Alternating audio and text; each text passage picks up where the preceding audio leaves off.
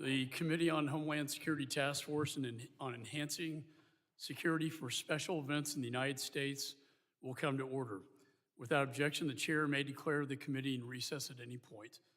The purpose of this hearing is to assess historical incidents and attacks at sporting events and other mass gatherings in anticipation of upcoming high-profile international events that the United States will be hosting. I now recognize myself for an opening statement. I'd like to welcome everyone to this inaugural hearing of the bipartisan House Committee on Homeland Security's Task Force on Enhancing Security for Special Events in the United States.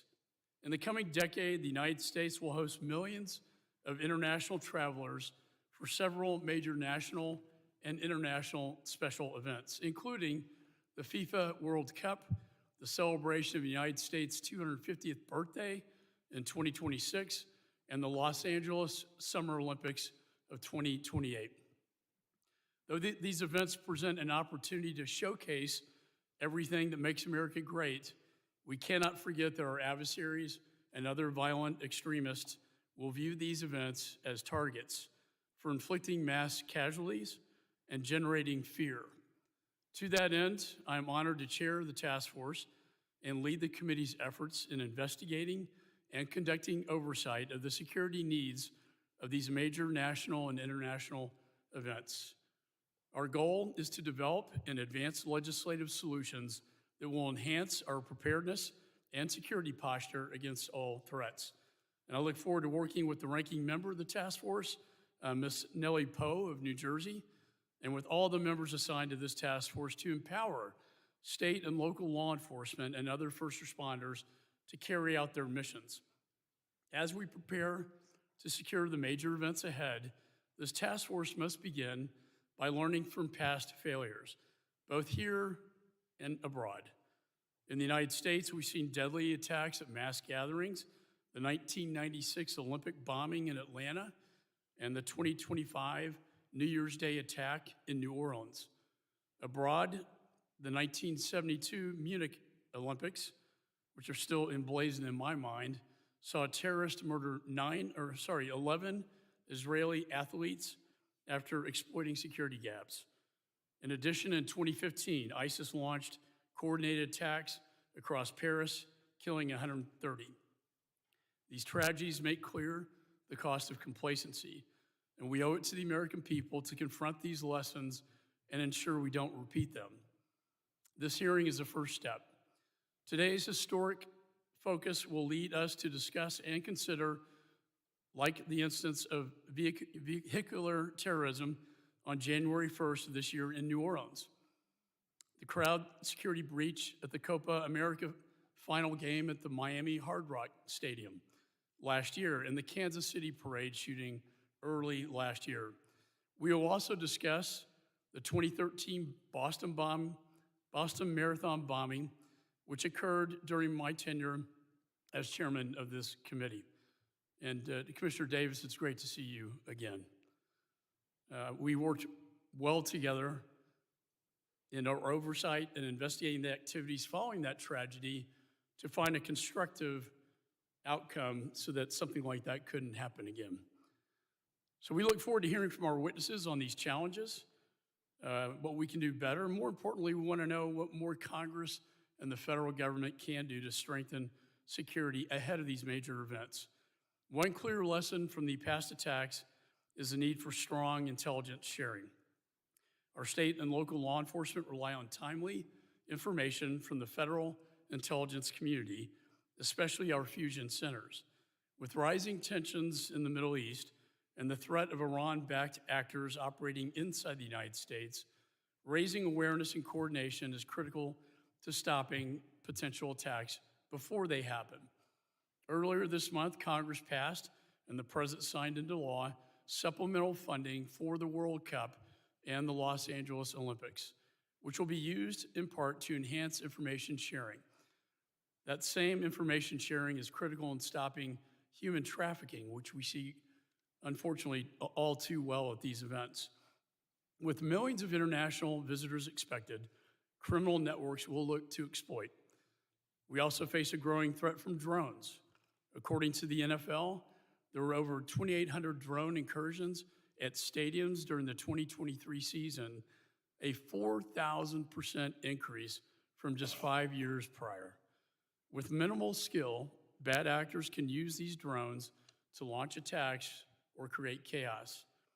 Yet most state and local agencies lack the authority to respond.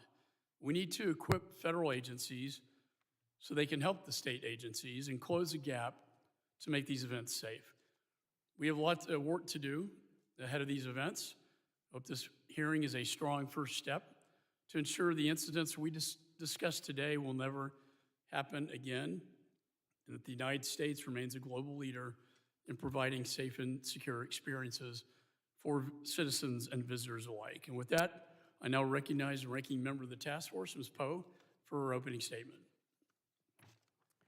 Thank you. Thank you, Chairman, and good afternoon to you, sir. I am so very pleased to be leading our bipartisan task force with you today for our first hearing. Before I start, I want to express my deepest sympathy to the victims of the attack in Los Angeles over the weekend. I pray for everyone's recovery. This tragedy, which injured more than 30 people, demonstrates how important it is for law enforcement to have plans in place to prevent, mitigate, and respond to threats, including threats that may arise outside of venues. This task force has a deeply important mission as our country prepares to host some of the world's largest gatherings and celebration over the next 3 years. Events like the 250th anniversary of America's founding, the 78 matches of the 2026 FIFA World Cup, and the 2028 Olympic and Paralympic Games will put American hospitality on display for the world to see. I'm so excited that the final match of the 2026 World Cup will be held in Bergen County in my district. And our fan festival will be right down the road at the Liberty State Park. Congress and the executive branch must be ready to roll out the red carpet and ensure that our state, local, tribal, and territorial partners have the resources they need to ensure the safety, security, and success of these mass gatherings. As we go forward, we must keep in mind that it's not just stadiums and parking lots we need to protect. It's fan festivals, entertainment districts, bars, gathering spaces where people will be gathering to celebrate. I want to thank our witnesses for testifying. Each of you has an important perspective on lessons learned as we examine past security incidents at mass gathering events. At the 2013 Boston Marathon, terrorists detonated homemade bombs. 3 died and over 500 were injured. In February 2024, the Kansas City Chiefs won the Super Bowl and the city turned out for a massive celebration and parade. Sadly, after the parade, 2 men began arguing and shot at each other. Within minutes, more shots were fired and 1 person was killed and more than 20 people were injured. During the 2024 Copa America Finals in Florida, thousands of fans without tickets crashed the gate, jumped the barriers, and entered the stadium, bypassing security and police. And we all were devastated this year when a terrorist rented a pickup truck and ramped through a crowd on Bourbon Street, killing 14 people and injuring dozens. Our committee traveled to New Orleans to hear directly from those involved in the response. Today's witnesses are law enforcement officers who face these tragic events, and they are here to help us apply the lessons they've learned to the hundreds of mass gathering events that will unfold over the next 3 years. But we also want to take a look forward and hear about what state, local, tribals, and territorial partners need from us to prepare for the America 250 celebrations, the 2026 FIFA World Cup, and the 2028 Olympic and Paralympic Games. Two of our witnesses today will play leading roles in the securing FIFA World Cup matches next year. Before closing, I want to just point out that while our cities prepare for these amazing, wonderful celebrations of sports and global fellowship, I think it's important for me to share that, unfortunately, the administration has cut, frozen, or slowed disbursement of DHS and FEMA grants to help city address terrorism as well as regional preparedness. Cities and state needed that money absolutely now, yesterday. I hope to hear from our witnesses how grants like the State Homeland Security Program and urban area security initiatives keep Americans safe at mass gathering events. I am also worried that the administration's treatment of immigrants have sent a message to the world that you're not welcome here. Tourism is already down across the country, and our state and local economies are suffering. If the administration's visa policies keep people from traveling to the United States for the World Cup or Olympics, our communities will indeed suffer. That's really bad policy and bad economics. Mr. Chairman, I truly look forward to working with you to make sure that our communities and law enforcement get everything that they need and that they are able to get that soon. I would also, Mr. Chairman, would ask a unanimous consent that the gentleman from Louisiana, Mr. Carter, be permitted to sit with the task force and question today's witnesses. And without objection, so ordered. Thank you, Mr. Chairman. With that, I yield back.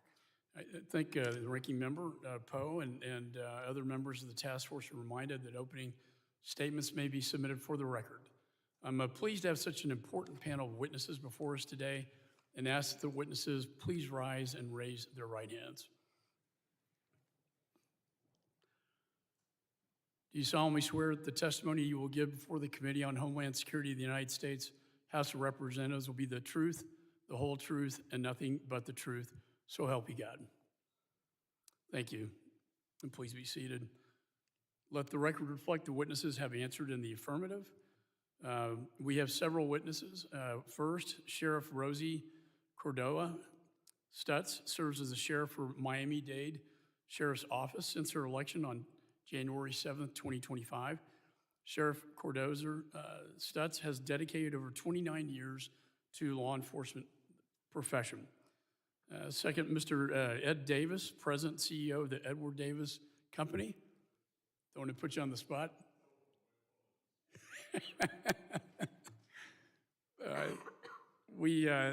He's been in law enforcement for 35 years, served as a police commissioner of the city of Boston from December 2006 until October 2013. Mr. Davis led the highly successful response to the Boston Marathon bombing. The second month I was sworn in as chairman of this committee, and it's quite an honor, sir, to see you back in the same hearing room where we, I think working together, accomplished a great deal to make this country safer. Thank you, sir. Colonel Robert Hodges is superintendent for the Louisiana State Police.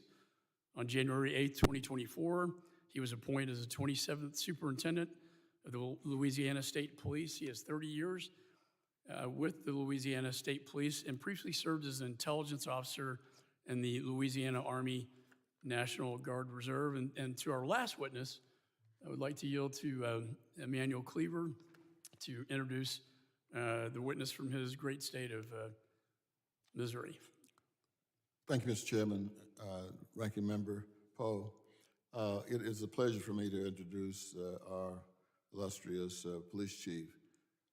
Chief Stacey Graves, a lifelong resident of Kansas City, Missouri, began her career at the KCPD in 1997 as a civilian records clerk After joining the police academy in December of 1997, she had multiple assignments as a police officer, including various divisions of that department. She has unique credentials to assume this position. On December 15th, 2022, 25 years after starting her police career at the academy, she was selected to be the police chief of Kansas City, Missouri.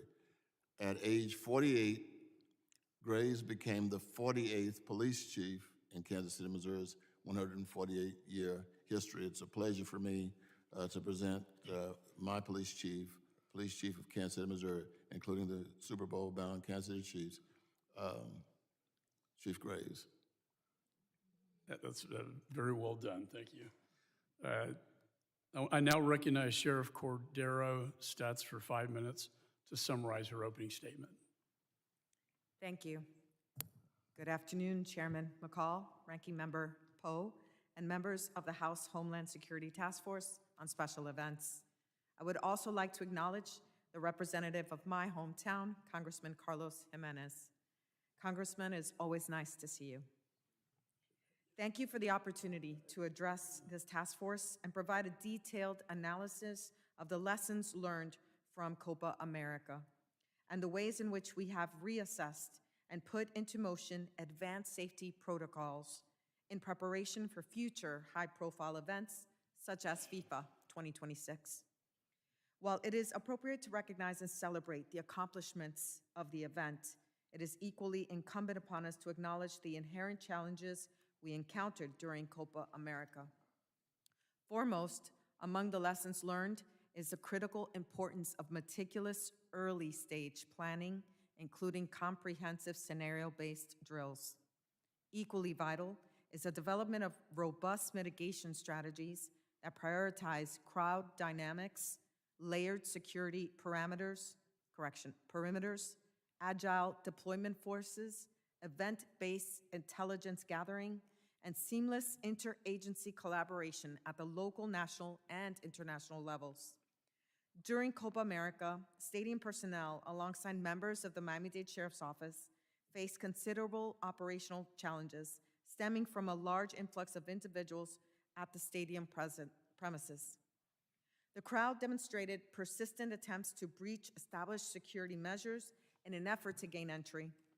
The existing single-gate entry system was inadequate for efficiently managing the volume of attendees. Notably, many individuals present did not possess tickets, but still attempted to access the sold-out event. Due to the density of people at entry points, it was difficult for deputies, security staff, and other law enforcement agencies to accurately distinguish ticketed guests from those without tickets, and no procedures were in place for the removal of unauthorized individuals. To address these challenges, a three-tiered entry protocol has since been adopted to ensure early identification and preemptive removal of individuals without valid credentials, thereby alleviating pressure at main entry points. Each tier features a screening process that mandates attendees to present valid admission tickets. This approach enables the effective identification and removal of individuals without tickets prior to their arrival at the main gate. Further security enhancements include reinforced barriers and specialized fencing within the inner perimeter, providing an additional layer of deterrence against unauthorized access. Staffing at each checkpoint has been increased, with both private security personnel and MDSO staff deployed to ensure the efficient management of large crowds. The strategic placement of specially trained deputies throughout the stadium has proven effective in overseeing large and potentially volatile crowds. These officers serve as a significant deterrent and are prepared to effectively manage complex scenarios.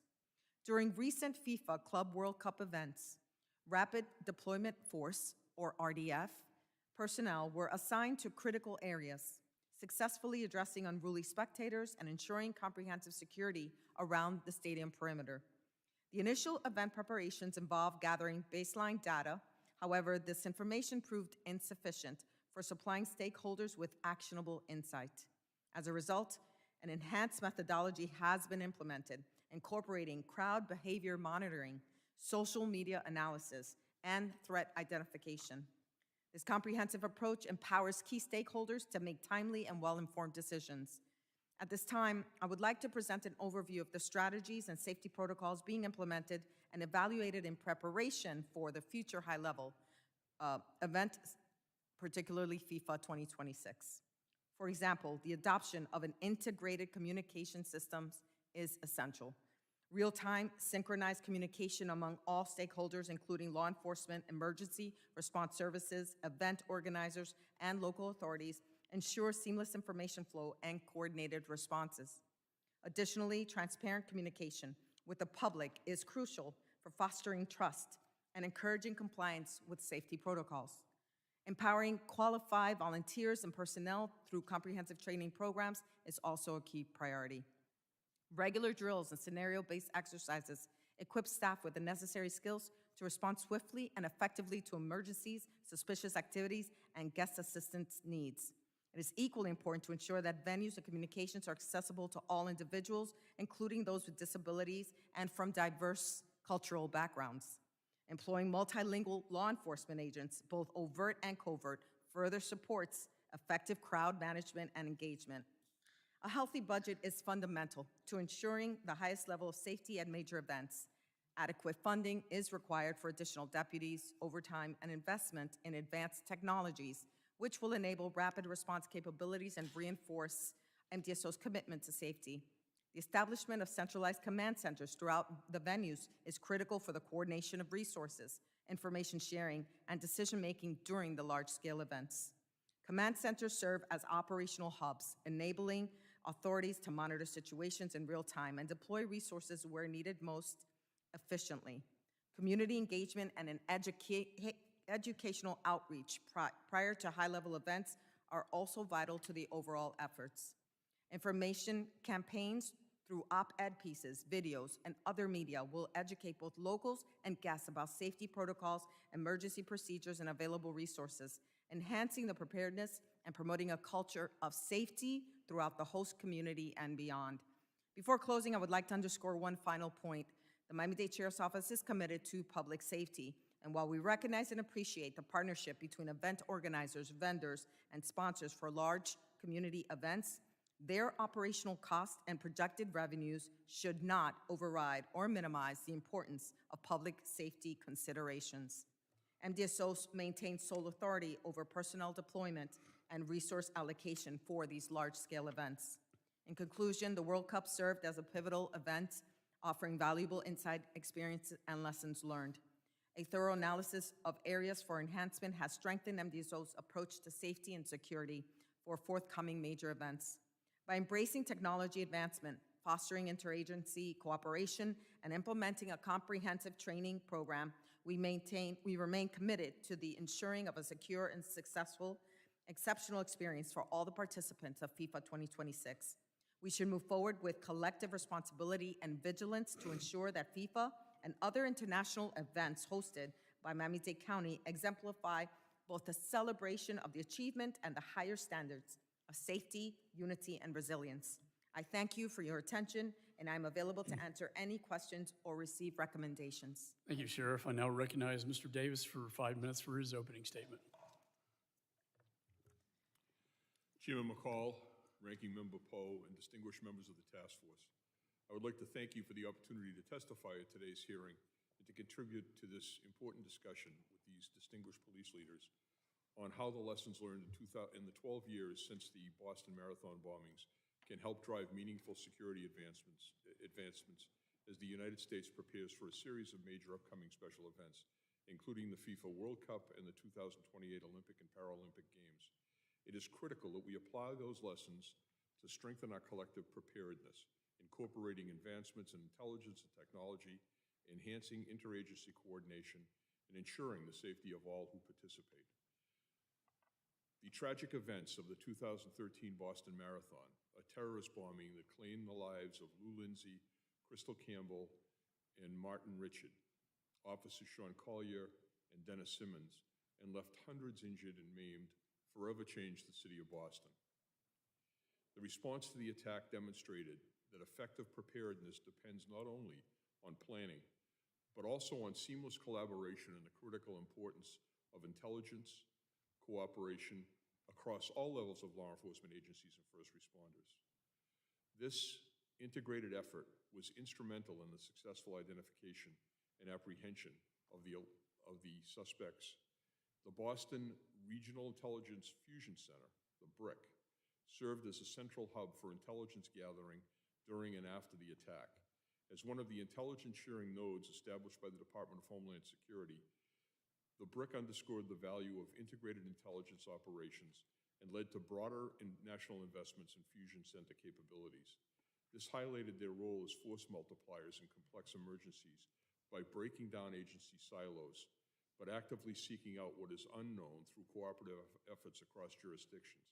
Equally important is how that information is communicated, as intelligence is only as effective as the clarity, content, and timeliness with which it is received.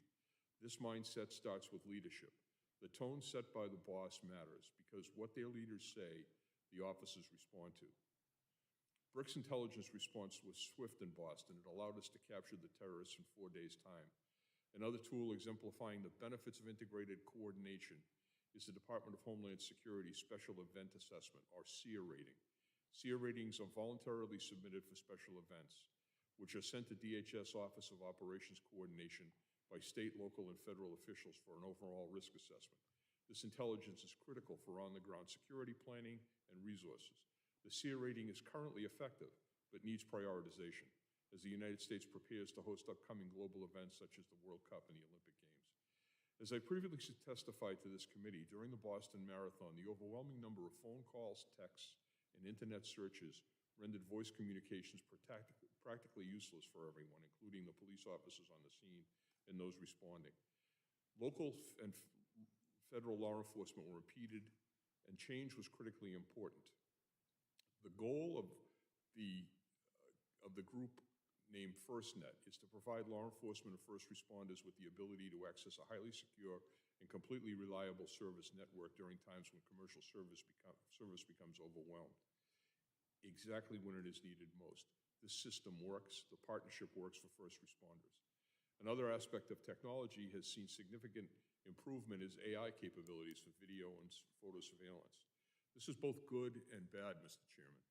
The AI abilities of the police to analyze this data, which took us days in the Boston Marathon situation, has been greatly improved. So those days are now ours instead. But AI also presents a challenge of deep fakes and other issues where the malicious actors can use this information to sow unrest and lack of trust in these events. This is one of the main priorities I think we need to face at this time. As was published in a white paper that I helped pen for the National Institute of Justice's Harvard Executive Session on Policing and Public Safety in March of 2014, the Boston Police Department successfully used Twitter to establish a two-way dialogue with the public about the status of investigations, to calm nerves and request assistance, to correct mistaken information reported by the press, and to ask for restraint from the public tweeting of information from police scanners. This demonstrated the level of trust and interaction that the department and community can attain online. Cyber attacks have emerged as a sophisticated and escalating threat to major sporting events. A conversation with Kathy Lanier recently, the head of security for the NFL, indicates that cyber is high on her list of priorities as these events continue on. As technology evolves, one of the main threats I see out there is first-person view drones. My company works at stadiums across the country helping secure.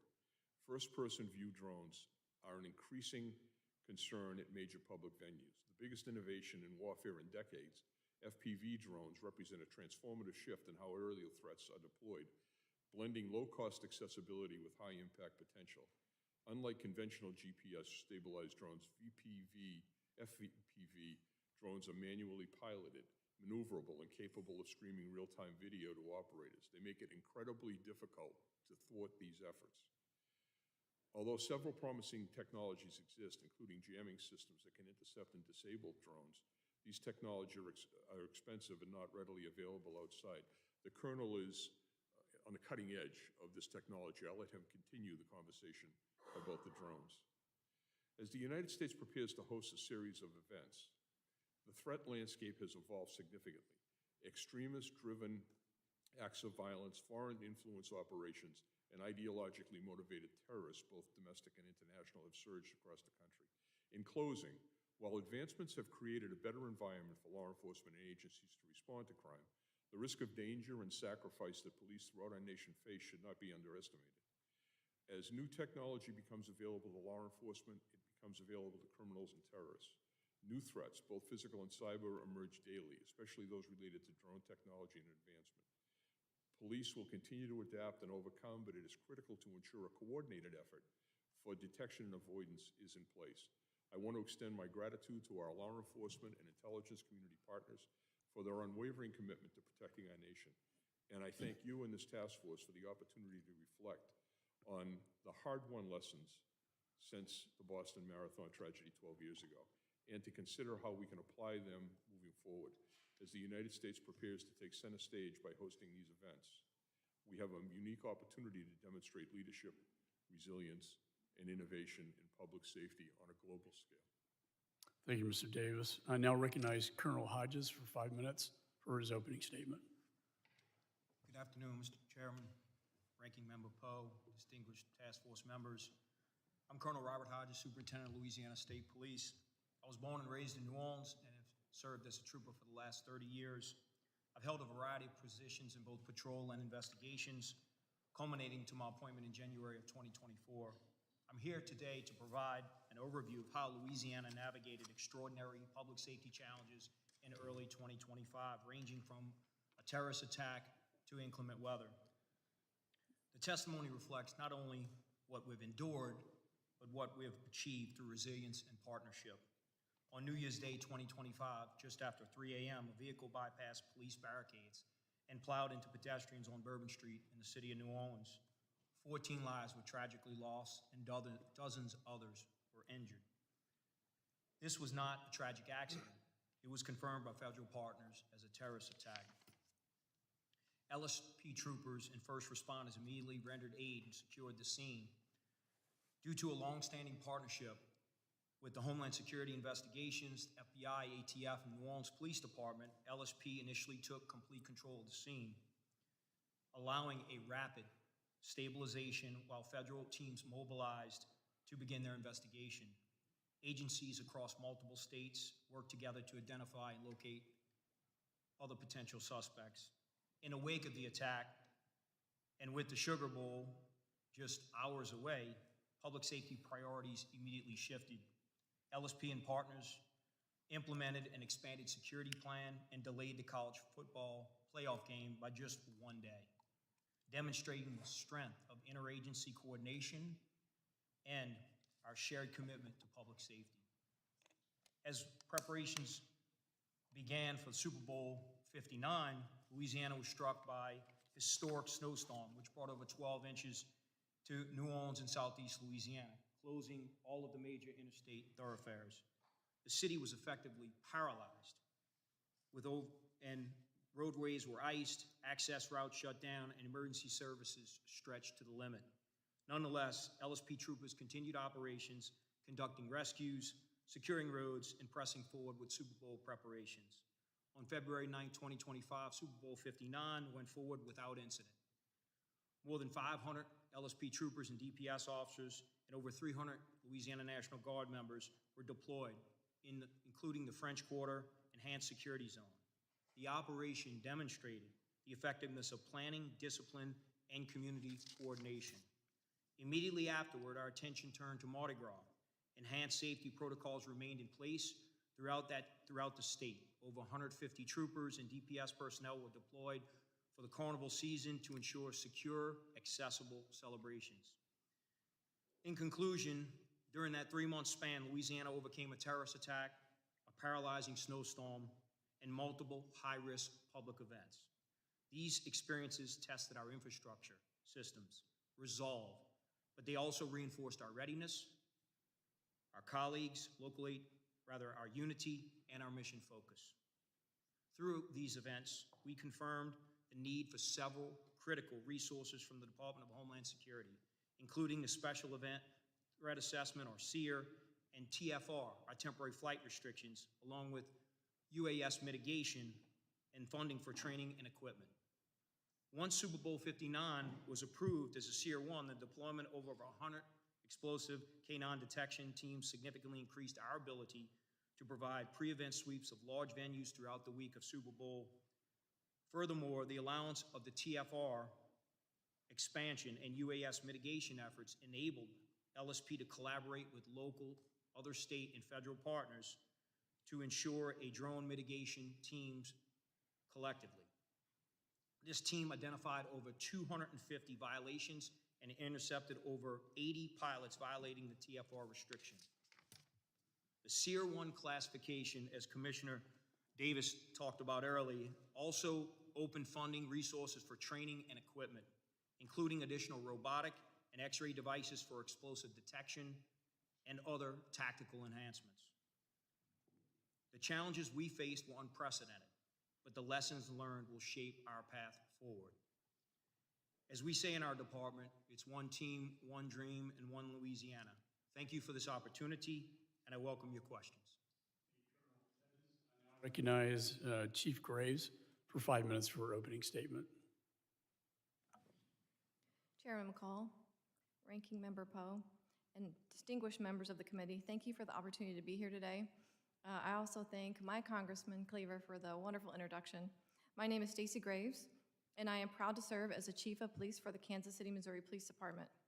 Our department is steadfast in its commitment to delivering a safe and successful World Cup experience for participants and fans, drawing on valuable lessons learned from past incidents and embracing innovative strategies in resource management and collaboration. The department stands ready to meet unprecedented challenges that lie ahead. The opportunity to host the World Cup is not only a testament to our city's vibrant spirit, but also an occasion to showcase Kansas City, Missouri on the global stage. Full-time dedicated planning for this event started in January of 2024. Since then, the police department has dedicated even more full-time staff members in planning for all aspects of the upcoming World Cup FIFA 2026.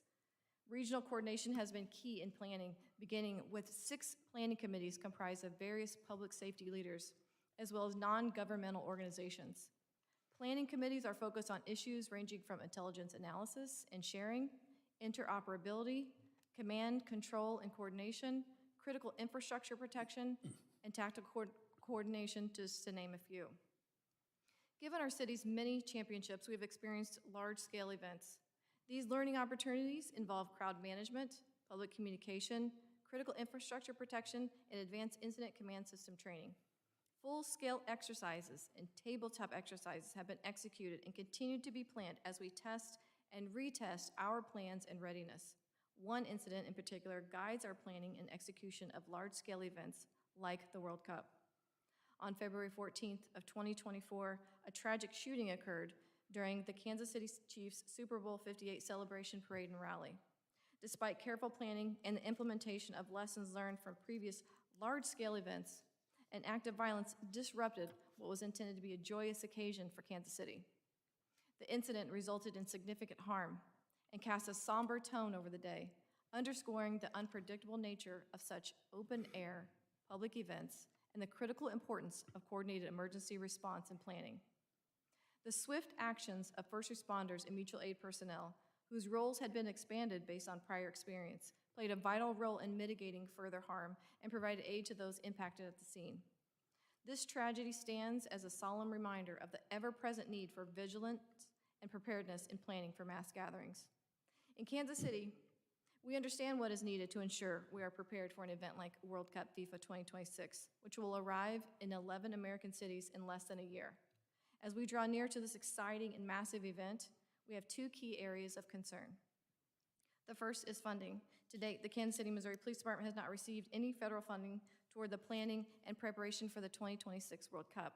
We've submitted a budget request for personnel costs and equipment to the KC 2026 World Cup Planning Committee, which was then used in a comprehensive Kansas City regional budget submission to the federal government. We are ever so grateful for the One Big Beautiful Bill, providing $625 million for planning and security costs relating to the 2026 FIFA World Cup host cities. It's our understanding that funding will be allocated amongst host committees based on their budget estimates submitted as part of the $625 million, and will follow the general structure of the State Homeland Security Grant Program in the form of separate grants for each host city committee. However, we are still awaiting guidance on the timing, program, restrictions, and application for this grant. I also am aware that this has just been passed. Some of this is changing day by day, and it's progressing very quickly, so thank you so much for that. This puts host cities in a compressed timeline to procure equipment, train members for usage, and deploy the equipment in time for FIFA. We respectfully request Congress to consider the following regarding the funding process. We respectfully urge the parties to work quickly to finalize the funding execution process to secure the necessary equipment and resources identified in the host committee budget estimates. The second primary concern is detection and counter UAS authority. Despite our responsibility to safeguard the public, the local law enforcement agencies are currently constrained by federal regulations that prohibit or severely limit our ability to detect, disrupt, or disable unauthorized drones in real time. This creates significant operational gap that hinders our capacity to respond effectively to aerial threats. The proliferation of consumer drones, their affordability, and their potential use by bad actors amplifies this concern. At times, our officers are put in the position of observing potentially dangerous drone activity without the legal authority or technical tools to mitigate the threat. This not only endangers the safety of event attendees and infrastructure, but also undermines public confidence in our ability to provide a safe environment. We respectfully request Congress to prioritize the following. Authorize the deployment of unmanned aerial systems, UAS detection, and counter UAS technology at local and regional levels. To current FAA BVLOS, or Beyond Visual Line of Sight waivers without visual observers, are limited to 200 feet above ground level, while standard UAV operations allow up to 400 feet AGL. This restriction hampers our ability to monitor and secure wide areas, particularly around stadiums and large venues. For events like FIFA World Cup, authorization for BVLOS operations at 400 feet AGL is essential. Ensure federal UAS teams are embedded at each World Cup host sites to provide airspace security. Without these changes, the increasing use of drones, whether by careless hobbyists or bad actors, will continue to outpace the ability of local law enforcement to respond. We stand ready to collaborate with federal partners to close this critical gap in public safety. American law enforcement officers are invested in the safety and betterment of our country. We are the first responders to violence and terrorism in our city and stand ready to keep people safe from all threats every day. We look forward to working together to ensure the 2026 FIFA World Cup events hosted in American cities are safe and secure. Thank you again for the opportunity to testify today, and I stand ready to answer any questions. Thank you, Chief Graves. I recognize myself for questions.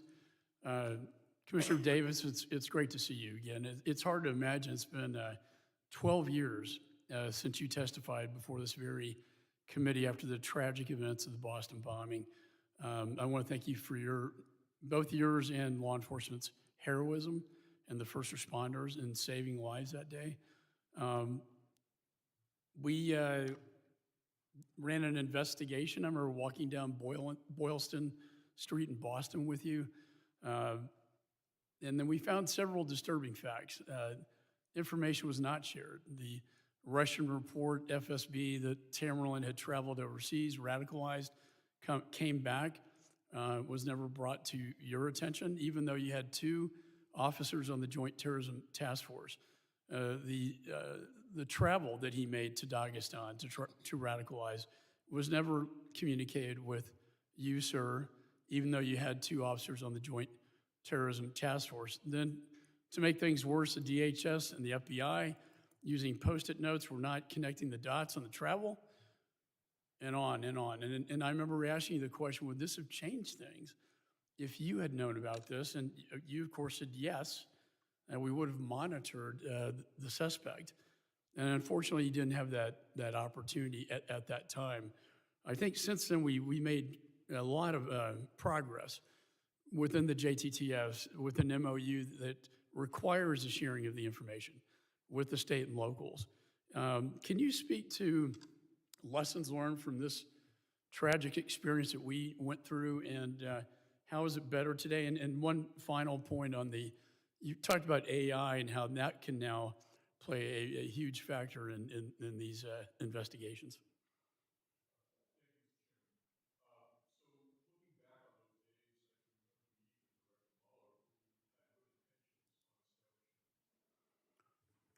I remember meeting with Director Muller, who had good intentions on establishing the Joint Terrorism Task Force. And there was supposed to be complete sharing across that organization. But some of the mid-level managers in there kind of pushed back against that. And I think that really was what impeded a really effective preventive measure being put in place. So, as you said, with your help and the help of Congress and the Senate, we were able to change the rules there, and that's not an easy thing to do. And I feel very happy that we had that impact across the nation. It's working today. My partner from the FBI was Rick Delorier. He was a tremendous asset to what we were doing. But organizations can sometimes be difficult. So stressing the cooperation and coordination and the equal treatment of all aspects of law enforcement, federal, state, and local, so everyone's at the table and able to share their little piece of information through the fusion centers and the BRICS can make all the difference in the world. Artificial intelligence is extremely dangerous. The benefit hopefully will outweigh the danger as we put things in place to determine what's legitimate and not legitimate online. But the incredible gains that have been made in going through reams and reams of video and photographs, which is what we did in the time following the incident, which actually led to the capture of these two guys, has improved vastly. The impediment right now is coming to a compromise with privacy rights experts and advocates and weighing that cost-benefit analysis between public safety and people's privacy and making sure we have a reasoned out and effective balance of the two. And I think that still needs work. Those are the two things I'd mention. And I'm glad you had cameras. Otherwise, we never could have identified the subjects. And I know there was some dispute about the traffic lights having access to that as well. On the issue of UAVs, I know in 2013, the same year as the Boston bombing, you also tracked a team that were threatening to bomb the Pentagon with UAVs. And I think to Mr. Davis, Colonel Hodges, and Chief Graves, all three of you have referenced to UAVs. I see this, we've had vehicles, we've had bombs. In my view, this is probably the greatest emerging threat now to these games. We saw how effective drones were in the Ukraine response to the Russians, how cheap and inexpensive they are. Yet it's very difficult to detect and to counter those measures. Mr. Davis, you wouldn't mind commenting on your experience, and Colonel Hodges and Chief Graves? Sure, briefly, the success in the Ukraine and other countries of using these devices on the battlefield is front and center in the minds of malign actors who cause harm or want to cause harm here. So it's vitally important that we pay attention to this and we coordinate a federal, state, and local response. Chief Graves mentioned that the ability to work on these issues by local police is critical. And there's been a lot of talk about it right now. There was a presidential order, executive order that came out recently that moved the ball down the field a little bit, but more needs to be done. There has to be a full partnership there. And the latest technology has to be employed, both electronic jamming techniques and also actual use of kinetic force against these things to protect the people who are in these stadiums. I cannot imagine if there's an attack from the air, what will happen to the crowd in an event like this. Yeah. Colonel Hodges? So we saw much success in Louisiana, specifically New Orleans. Just like your field intelligence teams working together, like the commissioner said, that's what we did for our drone team, to detect, identify, and mitigate those drones throughout the special events. Most of the upcoming national events that are across the country are going to be outdoor. And that's the biggest concern with the drones. And having a member from the local police, the state police, sheriff's office, and the federal entities together to collaborate, just having the availability or the authorization to mitigate, which is to disable or return the drone back to the controller, is not enough. You have to coordinate with the partners. And we did that to ensure that we did not take down another public safety agency's drone who were in fact doing the same as we did.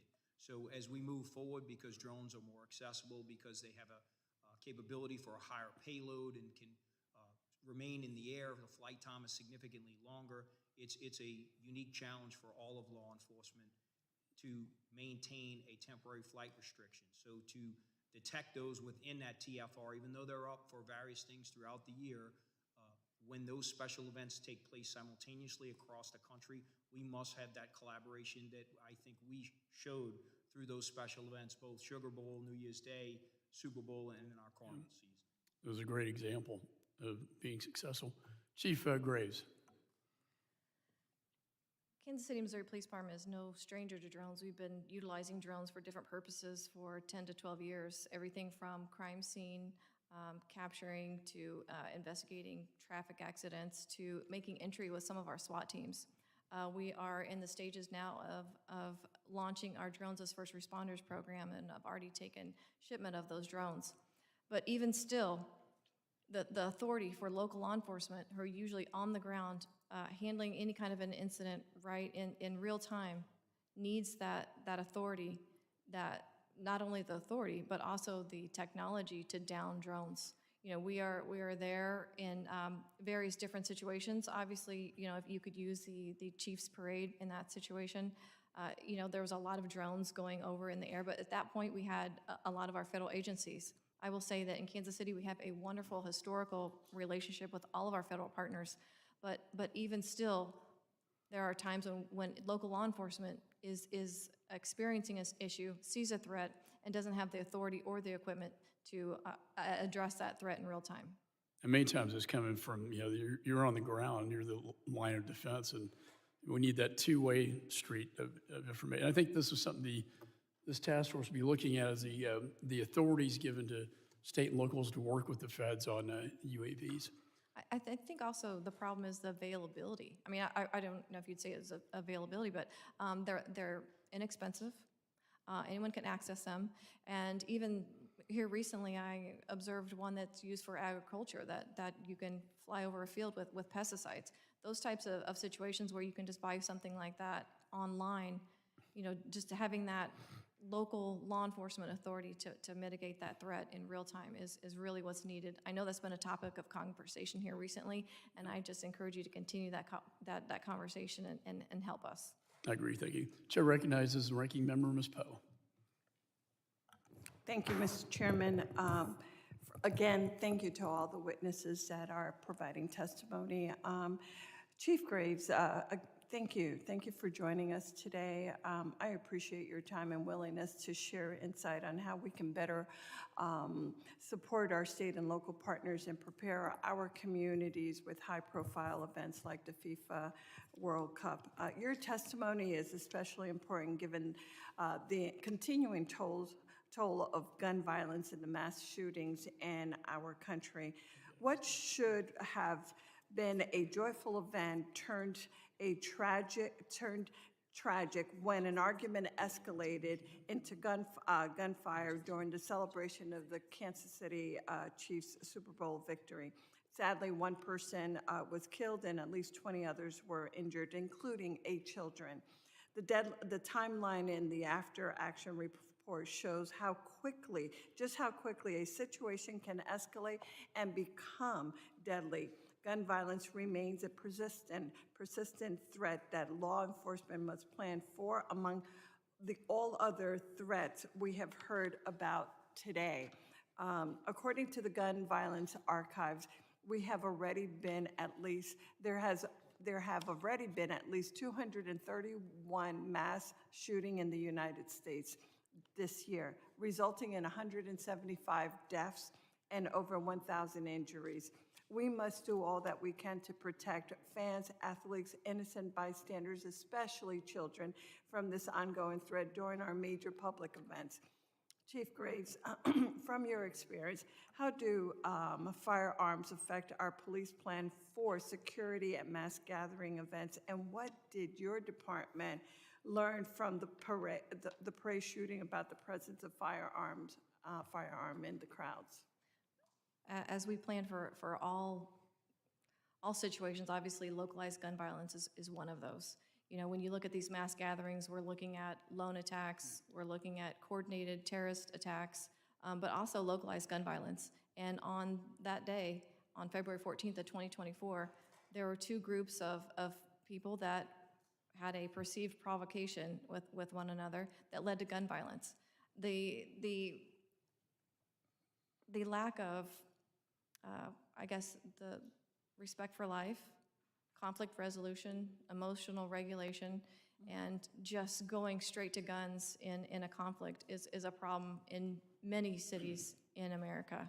And I would say, you know, as we plan for those, we want to make sure that we have enough officers that are on the ground that can respond, that can immediately stop a threat, or in fact, if we see something brewing, we can de-escalate it. In this situation, we had a lot of officers right in the area where the shooting happened.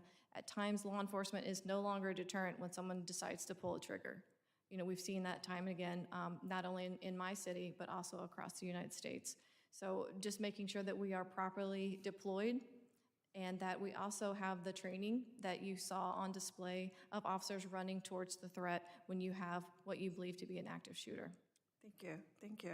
And Chief, very quickly, how do police department ensure that people are secure, not just at the main event, but also in areas where fans gather to watch the event at places like the Fan Fest, bars and restaurants? And how do we ensure that people are safe from the altercations that may erupt into these mass shootings or other major incidents? What's your thought on that? I want to make a note of the Super Bowl parade and rally where shots were fired. You know, we had officers there at the ready and looking forward into planning for some of those. That's one of the challenges of those mass gatherings. It's an open air public event. We had the parade route secured. We had plenty of officers in and around the rally and along the route. But of course, if you don't have a perimetered secured entry, that is when you have some of those challenges in those public open air events. It's open to all, and I would say we had close to 1 million people in and around that area on February 14th in 2024. So looking forward, when you are looking at some of those events, whether that be Fan Fest or some of the matches that are going to take place at Arrowhead Stadium, there are levels and levels of security that will be in place to make sure that we stop any threat before it comes into the door. You know, we will continue to do that in and around some of the events. So we will also, not in addition to those officers that are on duty, we also will have off-duty officers that will be working in different venues to make sure that those areas are safe also. Thank you, Mr. Chairman. I yield back. Gentleman yields. Chair recognizes the gentleman from Florida, Mr. Jimenez. Thank you, Mr. Chairman.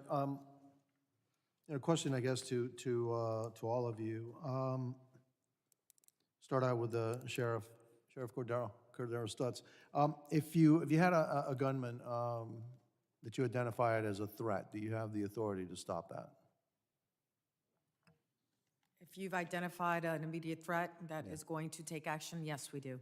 Okay. If you had I guess sheriff or Sheriff Graves, if you had a vehicle coming towards a group of people and you know that it was their malintent, gunning it down, and you knew that they're going to run over a lot of people, do you have the authority to stop that vehicle? Absolutely. Okay. If you had somebody with a Molotov cocktail about ready to toss it into a group of people, Colonel Hodges, do you have the authority to stop that? Yes, sir. Yeah, that's what I thought. And so, even though we still have a number of threats, our local law enforcement partners have the authority to stop that. Sheriff Cordero Stutz, if you had a drone heading towards Hard Rock Stadium, unidentified, et cetera, and you don't know what the intent was, do you have the authority to stop that? With that information, sir, in a very, very limited way. Additionally, it's not just the authority, sir, it's a technology to be I'm able saying to if you, stop it. even if you had the technology, I don't think you have the authority to stop it. Correct. With Okay. that information, no, we would not. That would need a lot more. And Chief Graves, same thing, right? That's correct. We do not have the authority to down a drone. And that's the problem. And I know that, my colleague, Representative Stubbe, has introduced a bill to give you that authority. And we need to move that as quickly as we can, because frankly, that is the one thing that really, really worries me. Not only for these events, but also to protect some of our infrastructure. Can you imagine if we had a Ukraine-style attack on some of our major airports? What would that do to air travel? It would stop it in its track.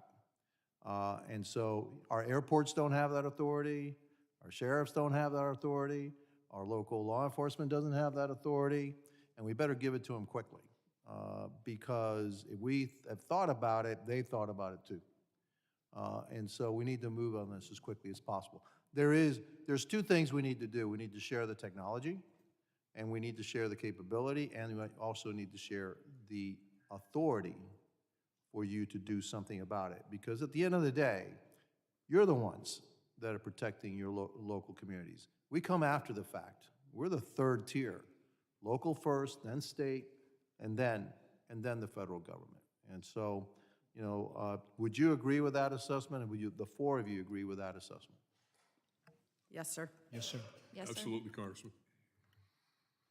And now, Chief Stutz, if we, I'm sorry, Sheriff, if we had the identified the technology, and we have some kind of, the federal government did some kind of certification, and we gave you the authority, would you wait for us to buy it, or would you buy it yourself?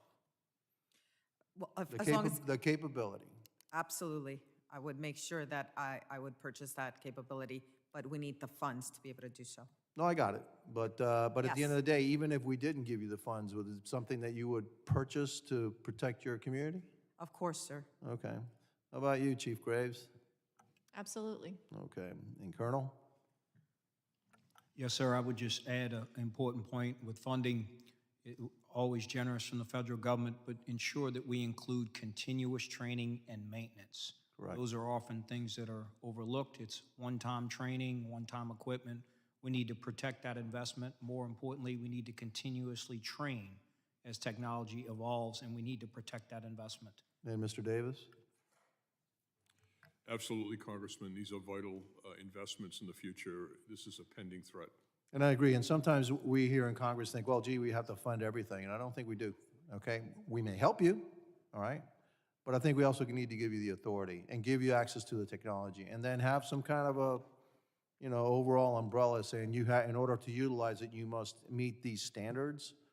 But I know that if I were still the mayor of Miami-Dade County, I'd make sure that my community is protected, because I have too many assets that are vital to my community and are vital to my economy, that to wait for the federal government to give me, what I need to do. And so, thank you for your testimony. I'm run out, and I yield back.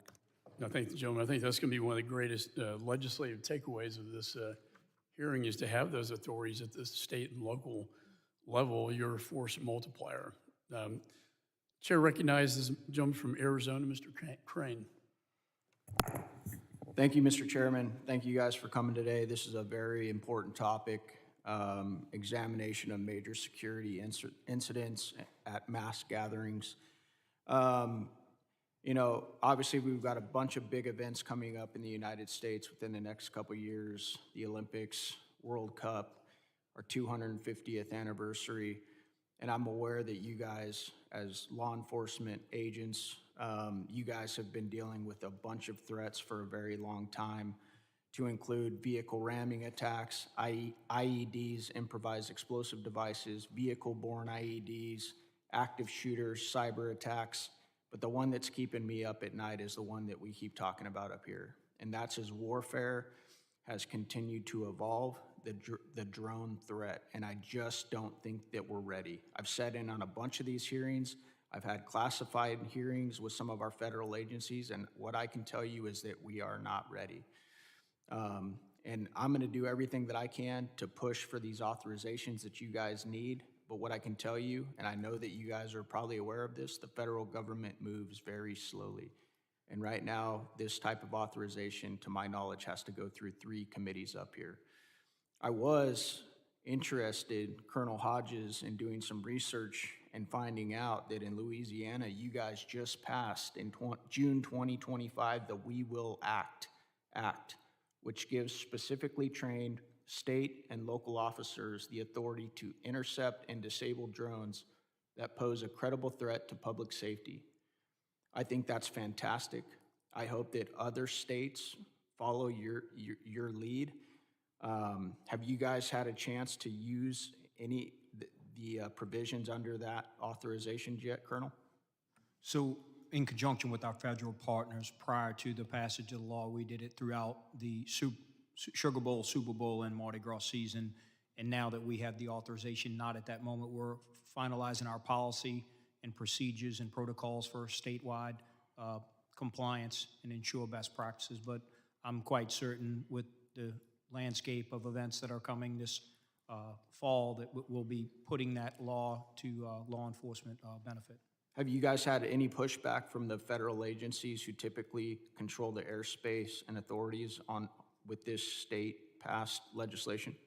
No, sir. They've been very supportive, and we have a great working relationship with the federal partners, and I think that's why we were successful over the last several months, both in New Orleans, but really across the state. And because we were able to work with them and use their technology in conjunction with our technology, we feel that we have a skill set that's ready to hit the ground running as soon as we finalize our policy. Chief Graves, have you talked to your state legislature and governor about passing something similar? I'm not sure that we have anything in the works of passing something similar, but I will get with Colonel Hughes to try to get some of the language. Sheriff, how about yourself?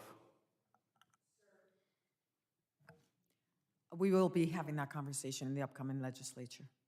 One of the recommendations that I've made up here is that with FIFA and every sporting event that we can, we try and make sure it happens in a dome for obvious reasons. I think that will drastically cut down the threat of drone attacks. But in doing some research, I think out of the 11 different stadiums that the FIFA World Cup is going to be held in, only 4 of them are in domes. And I believe, Colonel, you guys have one yourself. Is that correct?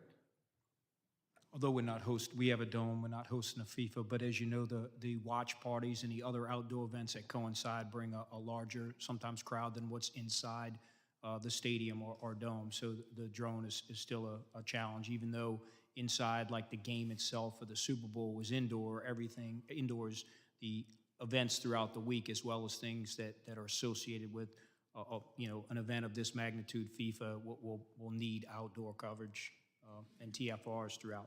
Colonel, do you know how long it took to get that piece of legislation passed? Well, Governor Landry has been in just a little over 18 months, and it was a priority of his to have that done. We knew right before I believe your membership tried to get it done prior to 2025, but were unsuccessful. But we're very appreciative of the effort to move forward. I just wanted to add one comment about the drone with the detection and identification.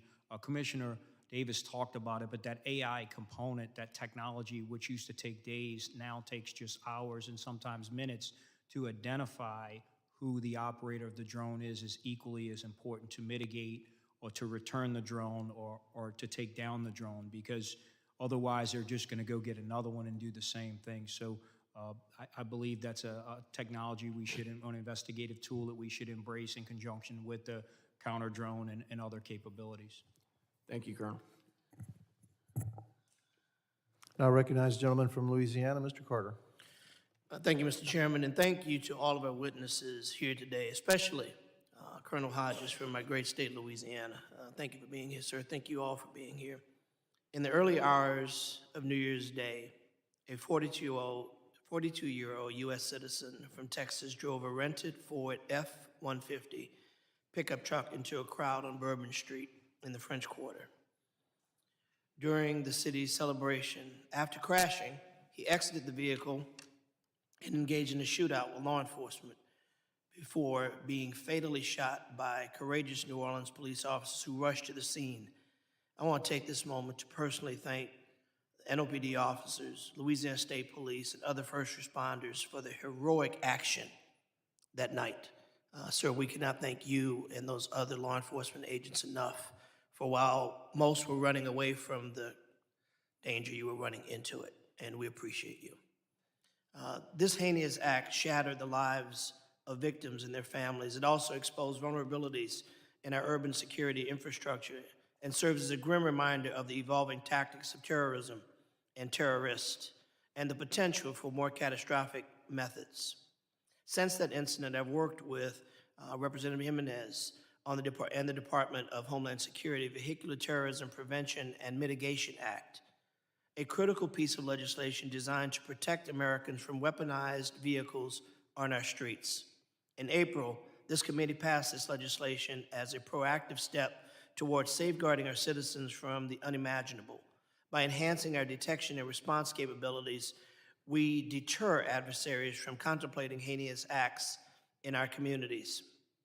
I want to thank the committee for holding this hearing, and I look forward to continue to work on ways to prevent and deter future attacks on large-scale events.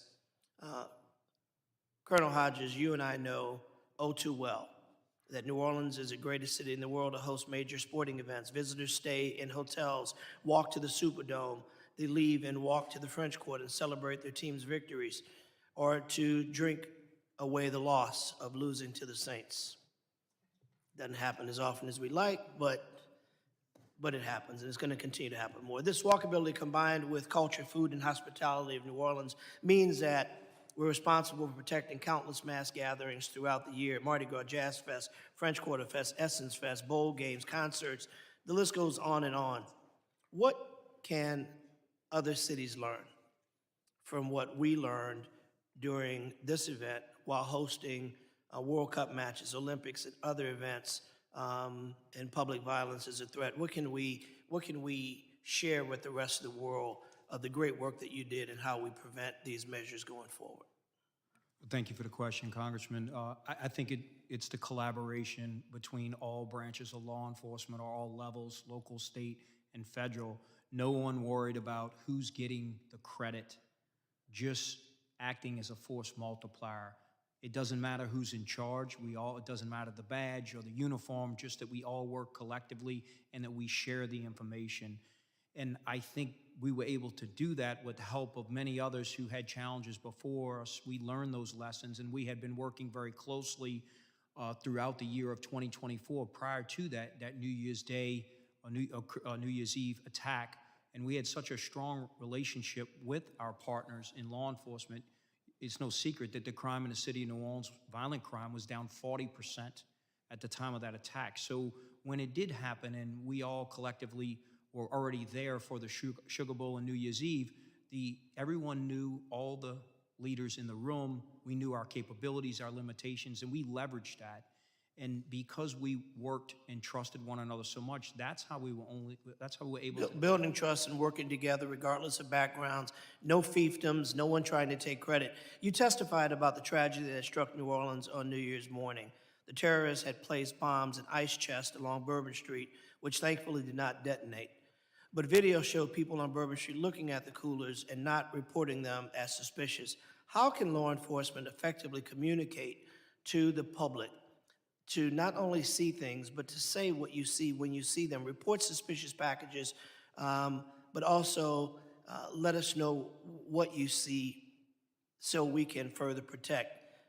Louisiana constantly faces threat from Mother Nature. We know these things come, but those we have to deal with in many cases after the fact, before the fact. But these terrorist acts, if people see things, if someone had seen that ice chest that was just sitting there, That could have meant the difference in finding this and saving even more lives. Thankfully, those things were not detonated. But your people were on the ground. They were working with law enforcement. Having science and technology, being able to go back and trace this terrorist steps were helpful tools, correct? Yes, sir. And I don't want to leave out the importance of building community trust and also the business partners. To your point, when they see something, to message it to us before it happens, whether they're a victim of a crime or they're a witness to a crime or they see something that's out of place, messaging that. And I think we've done a good job, and we have to earn the public's trust each and every day. But on that particular night, because we had all the resources and all the capabilities there, once we identified those two IED ice chests, we were quickly able to x-ray them and render them safe. And thankfully, to your point, that they weren't activated because the New Orleans police officers immediately engaged the driver of that truck, and he never made it to that destination. But the AI technology to rule out other potential threats, because we were still trying to play the game, a few hours later end up being delayed a day. But when you think about all the number of folks that were in town, and to reassure the community that was not only safe to come back to work, but safe to host that football game the following day, that trust is so important, as well as the technology. So I think sometimes we overlook that piece of the puzzle, but despite all of the technology and the number of officers, deputies, troopers, agents, if you don't have that public's trust and they're not coming to you with the information, we're not successful today.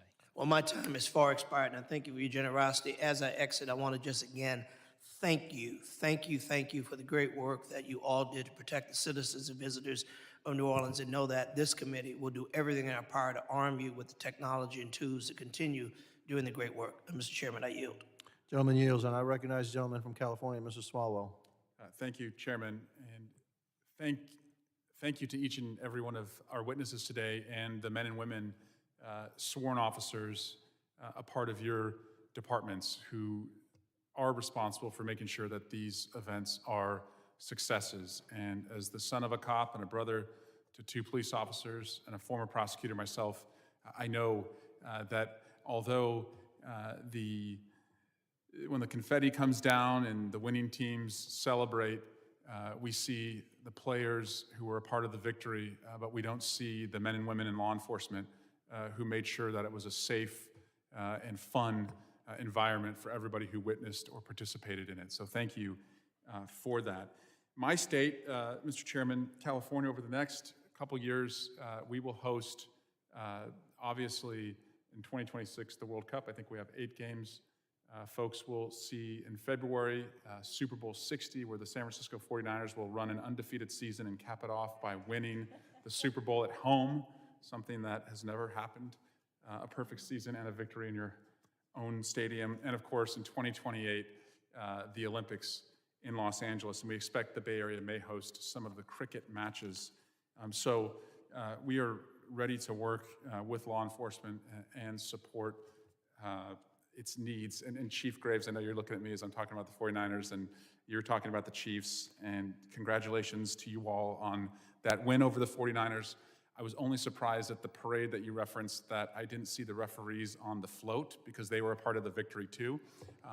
But again, I do look forward to working with all of you coming up on this, and this committee wants to be responsive to what the funding needs are going to be.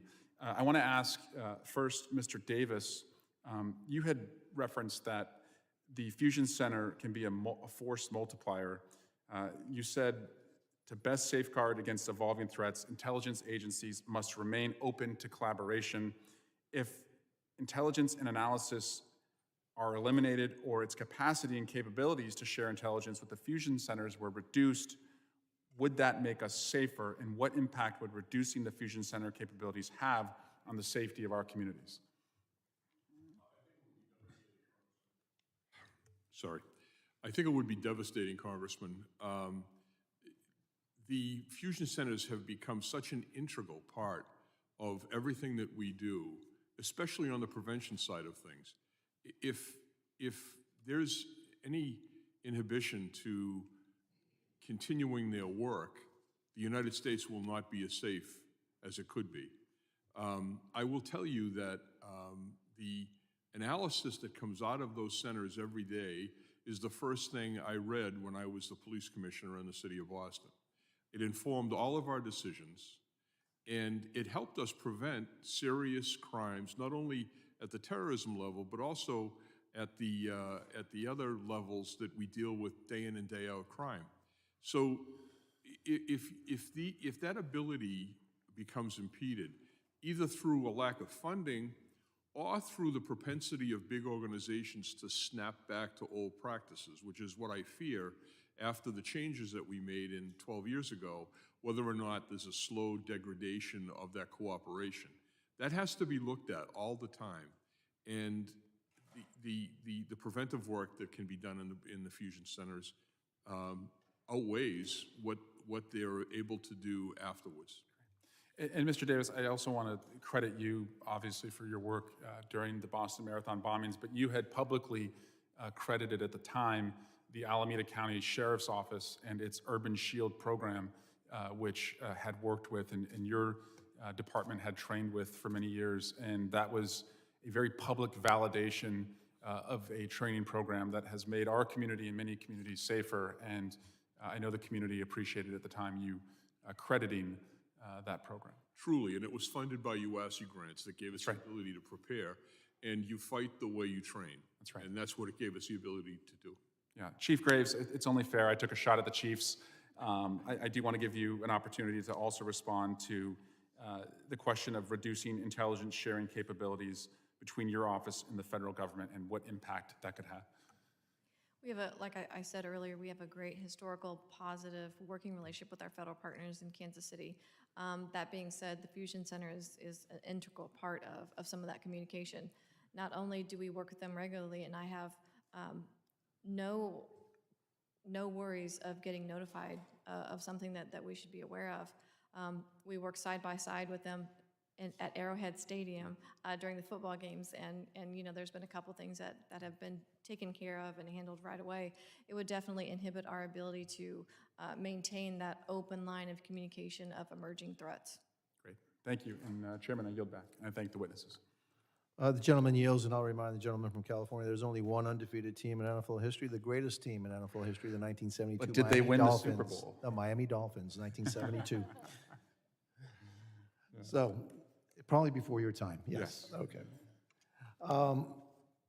The one thing I guess that we learned from this hearing is that we need to move on authorizations. My colleague from Arizona was absolutely right. It takes too long for us here in Congress to push the legislation that's actually needed. This is a priority, giving the authorizations for you to do something about unmanned aerial systems. And so I want to thank the witnesses for their valuable testimony and the members for their questions. The members of the task force may have some additional questions for the witnesses, and we would ask the witnesses to respond to these in writing. Pursuant to Committee Rule 7E, the hearing record will be held open for 10 days. Without objection, this task force stands adjourned.